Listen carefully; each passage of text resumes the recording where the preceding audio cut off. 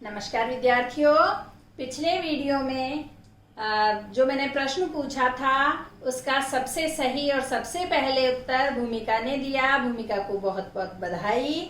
आगे भी इसी तरह वीडियो देखते रहिए, उत्तर देते रहिए। आज हम वाक्य विचार पर चर्चा करेंगे।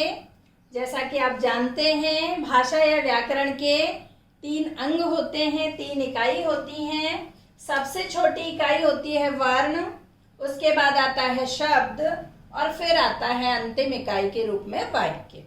तो हम वर्ण विचार पर चर्चा कर चुके, शब्द विचार पर भी चर्चा कर चुके और अब हमने अपना टॉपिक शुरू किया है वाक्य विचार। देखिए, वर्ण का ना कोई अर्थ होता है, ना भाव होता है, ना अर्थ और ना ही भाव होता है। शब्द का अर्थ होता है और वाक्य का अर्थ और भावार्थ दोनों होते हैं, अर्थ प्लस भाव। यानी कि कहने का तात्पर्य यह है कि वर्ण भाषा की सबसे छोटी इकाई है, लेकिन अर्थ की दृष्टि से सबसे छोटी इकाई कहेंगे तो हम शब्द को कहेंगे। और भाव और अर्थ की दृष्टि से देखा जाए, यानी कि भावार्थ की दृष्टि से यदि देखा जाए तो वाक्य भाषा की सबसे बड़ी इकाई भी है। सबसे बड़ी कहिए चाहे सबसे छोटी कहिए, भावार्थ की दृष्टि से जब हम देखेंगे तो भावार्थ की दृष्टि से भाषा की इकाई यदि पूछी जाएगी तो उसे हम क्या कहेंगे? वाक्य कहेंगे। अब प्रश्न उठता है, वाक्य किसे कहते हैं? और आप सभी जानते हैं कि शब्दों का सार्थक योग वाक्य कहलाता है। कई बार ये भी आता है सार्थक शब्दों का योग। आपको भ्रमित करने के लिए ये दिया जा सकता है ऑप्शन में, वाक्य की परिभाषा के यदि ऑप्शन पूछे जाएं, विकल्प पूछे जाएं तो सार्थक शब्दों का योग।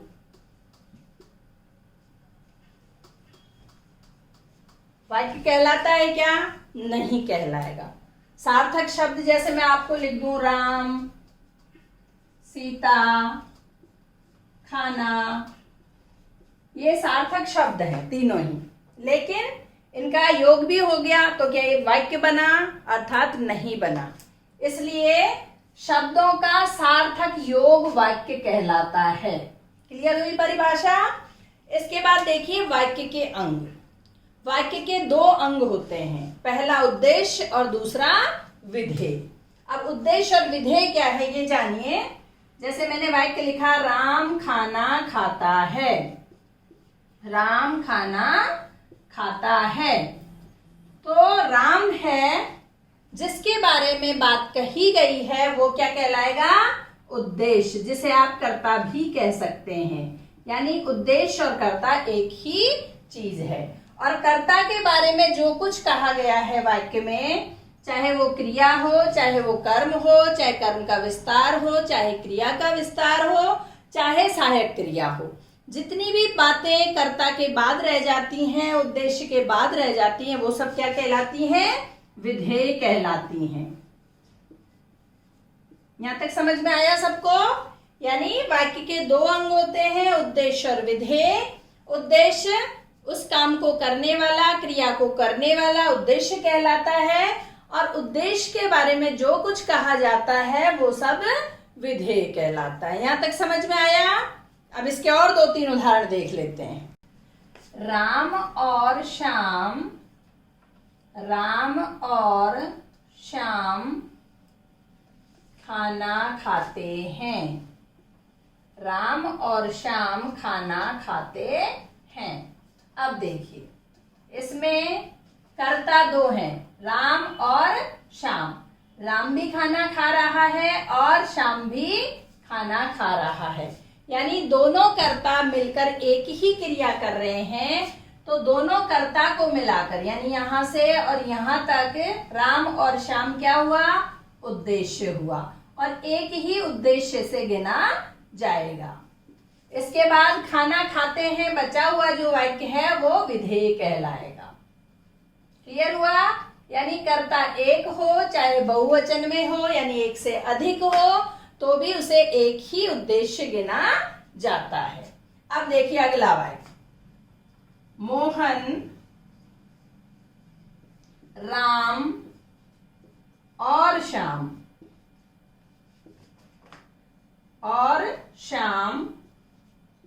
खा व खेल रहे हैं, खा व खेल रहे हैं। अब देखिए यहाँ कर्ता हो गए 3, मोहन, राम और श्याम, 3 कर्ता हो गए, लेकिन इसको गिना क्या जाएगा, एक ही उद्देश्य गिना जाएगा। क्लियर है यहाँ तक। और खावा खेल रहे हैं, क्रिया 2 कर रहे हैं, लेकिन दोनों क्रिया ही, जैसे मोहन है खा भी रहा है खेल भी रहा है, राम है खा भी रहा है खेल भी रहा है, श्याम है खा भी रहा है खेल भी रहा है, अर्थात ये तीनों एक ही क्रिया कर रहे हैं, यानी चाहे क्रिया 2 है लेकिन समान क्रियाएं कर रहे हैं। तो समान क्रियाएं हैं तो ये भी क्या कहलाएगा, एक ही विधेय की गिनती में आएगा। यहां तक क्लियर हुआ सबको। यानी पहला वाक्य मैंने लिखा था सबसे पहले, राम खाना खाता है, राम खाना खाता है। इसमें तो सबको दिखाई दे रहा था कि कर्ता एक है यानी उद्देश्य एक है और विधेय भी एक है। यहाँ तो कोई कंफ्यूजन था ही नहीं, भ्रम वाली स्थिति थी ही नहीं, क्लियर था। लेकिन जब राम और श्याम खाना खाते हैं वाक्य आता है तो कुछ विद्यार्थी कंफ्यूज हो जाते हैं कि यहाँ तो 2 करता है, तो क्या इनको उद्देश्य एक माना जाए या उद्देश्य 2 माना जाए। तो ये दोनों मिलकर भी उद्देश्य एक ही माने जाएंगे, क्योंकि दोनों ही समान क्रिया कर रहे हैं। और चूंकि कर्ता के बारे में, उद्देश्य के बारे में जो बचा हुआ वाक्य रह जाता है वो विधेय कहलाता है। तो यहाँ तो विधेय एक ही यानी क्रिया एक ही है, तो यहाँ भी कंफ्यूजन की स्थिति नहीं है, भ्रम की स्थिति नहीं है, यहाँ भी पता चल रहा है कि विधेय एक ही है। अगला वाक्य हमने देखा, मोहन, राम और श्याम, यहाँ कर्ता 3 हो गए, तो 3 होने पर भी उसको एक ही उद्देश्य की गिनती में आएगा, क्योंकि खा व खेल रहे हैं, क्रिया समान कर रहे हैं। क्रिया 2 भी हो सकती है, 3 भी हो सकती है, 4 भी हो सकती है, कितनी भी क्रिया चाहे वो करें, लेकिन सभी कर्ता यदि उस क्रिया को करते हैं तो उसको एक ही विधेय की गिनती में रखा जाता है। तो आपको समझ में आए वाक्य के अंग, उद्देश्य और विधेय। अब देखते हैं वाक्य भेद। प्रयोग व संरचना के आधार पर वाक्य भेद 3 प्रकार के होते हैं। पहला प्रकार है सरल वाक्य, दूसरा प्रकार है संयुक्त वाक्य, और तीसरा और अंतिम प्रकार है मिश्र या मिश्रित वाक्य। मिश्र को मिश्रित वाक्य भी कहते हैं। क्लियर हुआ। यानी कि प्रयोग और संरचना के आधार पर 3 भेद है वाक्य के। अब देखते हैं अर्थ के आधार पर वाक्य भेद। अर्थ के आधार पर वाक्य भेद। पहला हमने पढ़ा प्रयोग व संरचना के आधार पर वाक्य भेद 3 प्रकार के होते हैं। पहला सरल, दूसरा संयुक्त और तीसरा मिश्र या मिश्रित वाक्य। अब देखते हैं हम अर्थ के आधार पर वाक्य भेद। ये 8 प्रकार के होते हैं। 8 प्रकार। पहला प्रकार है विधानार्थक, या इसको विधानवाचक भी कह सकते हैं, विधानवाचक। दूसरा भेद है संकेतवाचक, संकेतार्थक भी कह सकते हैं। तीसरा भेद है संदेहार्थक, संदेहार्थक, संदेहवाचक। और चौथा भेद है इच्छार्थक या इच्छावाचक, इच्छार्थक। पांचवा भेद है आज्ञार्थक, आज्ञार्थक। छठा भेद है